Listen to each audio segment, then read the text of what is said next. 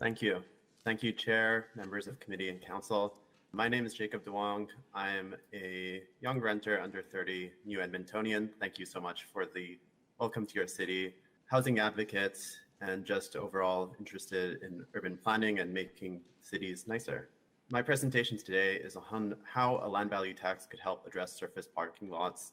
And this is more aimed at a long-term solution for these kinds of inefficiently used lands that we want to see redeveloped. First of all, what is a land value tax? So property value is composed of two parts. The first part being land value, what is the unimproved value of the land? And then the improvement value, what have you built on top of that? And so what land value tax does is it ignores the improvement value and it taxes land directly.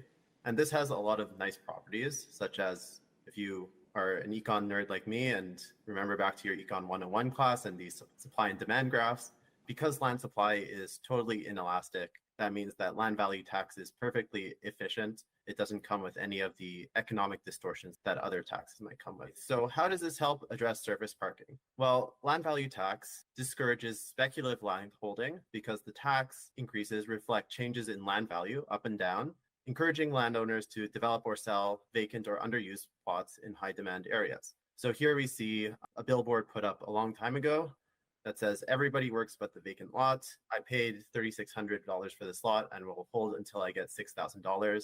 Essentially, someone's speculating on this lot, earning the profit off of what they expect this land will become worth in the future.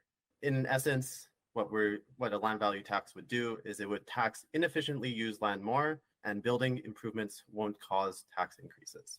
But where has this actually been implemented? Turns out in a lot of places, the text seems small there, but Australia has land tax. In Canada, many jurisdictions had land tax until the early 20th century. And there's a variety of other countries where it has been implemented. How can land value tax be practically implemented?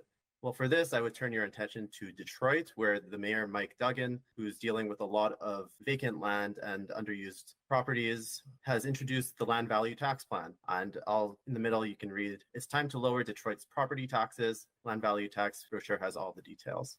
So essentially what that plan has is split rate taxation. So going back to what property value is, land value plus improvement value, all you have to do is tax the land value and structure value at the different mill rates. And so essentially you'll have your property tax being land value tax rate multiplied by the land value plus the improvement tax rate multiplied by the improvement value. And as you can see for the Detroit example, their plan is to cut the tax mills on buildings by 14 and more than double taxes on land. That will encourage actually redeveloping land and not penalize people who seek to redevelop land. And I know that there's a few barriers in the short term to implementing this, namely that you need to get the province to agree to allow this, but I thought that it would be useful to bring this to your attention, and there's no better time to start than now for advocating for this kind of tax reform.